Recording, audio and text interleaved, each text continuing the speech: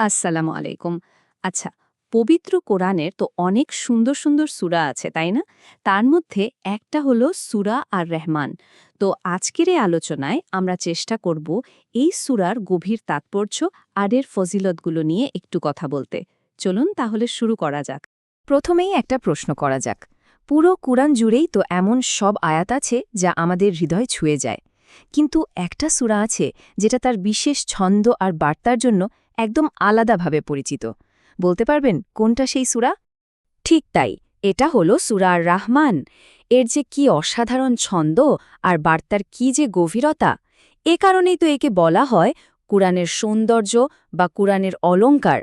এটা কিন্তু সূরাটিকে একটা বিশেষ মর্যাদা দিয়েছে। এই সূরার একদম কেন্দ্রবিন্দুতে আছে একটা প্রশ্ন, এমন একটা প্রশ্ন যা আমাদের চিন্তার জগতে রীতিমতো আলোড়ন তৈরি করে। চলুন দেখে কি সেই প্রশ্ন। এই সেই আয়াত, ফাবি আইয়ে আলায়ে রব্বিকুমা তুকাযিবান। আচ্ছা, একটা জিনিস কি খেয়াল করেছেন?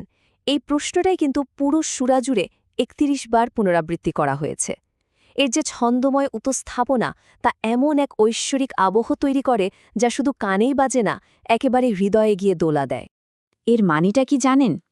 এর মানে হলো তাহলে তোমরা তোমাদের রবের কোন কোন নিয়ামতকে অস্বীকার করবে। ভাবা যায় আল্লাহ তাআলাই একটা প্রশ্নই বারবার করে চলেছেন। কেন? যেন আমাদের মনে পড়ে যায় তার যে কত অগণিত নিয়ামত আমরা সারাক্ষণ ভোগ করে চলেছি সেগুলোর কথা।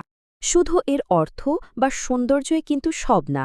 এই সূরাটা যদি নিয়মিত পাঠ করা যায় তাহলে এর কিছু বিশেষ ফজিলাত বা উপকারিতাও আছে। চলুন এবার সেগুলো একটু জেনে নেওয়া যাক।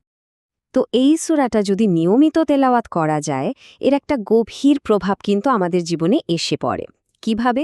প্রথমত, এটা আল্লাহর দেয়া যে অসংখ্য নিয়ামত আছে সেগুলোর প্রতি আমাদের উপলব্ধি আর কৃতজ্ঞতাবোধ অনেক বাড়িয়ে দেয়। আর জানেনই তো, মন যখন কৃতজ্ঞ থাকে তখন এমনিতেই একটা শান্তি চলে আসে। আর মন শান্ত থাকা মানেই হলো জীবন থেকে বিপদ আপদ, নানা রকম কষ্ট বা দুশ্চিন্তা এগুলোও কমতে শুরু করে। আর সবচেয়ে বড় যে পুরস্কার, সেটা হলো কিয়ামতের দিন আল্লাহর বিশেষ রহমত পাওয়ার আশা। সুবহানাল্লাহ। এই সূরার যে বার্তা, সেটা কিন্তু শুধু ব্যক্তিগত লাভের মধ্যেই সীমাবদ্ধ না, এর মধ্যে আছে একটা সর্বজনীন শিক্ষা। চলুন দেখি সে শিক্ষাটা আসলে কি। এখানে কিন্তু একটা খুব ইন্টারেস্টিং ব্যাপার আছে। এই যে প্রশ্নটা করা হচ্ছে, এটা কিন্তু শুধু আমাদের মানুষদের জন্য না, এটা মানুষ আর জিন উভয়ের জন্যই। আল্লাহ এখানে তার দুটো সৃষ্টিকেই শেখাচ্ছেন কিভাবে কৃতজ্ঞ হতে হয়, কিভাবে তার প্রতি ভালোবাসা প্রকাশ করতে হয়। এটা একটা ইউনিভার্সাল কল, সবার জন্য। আচ্ছা, এ তো কিছু তো জানলাম।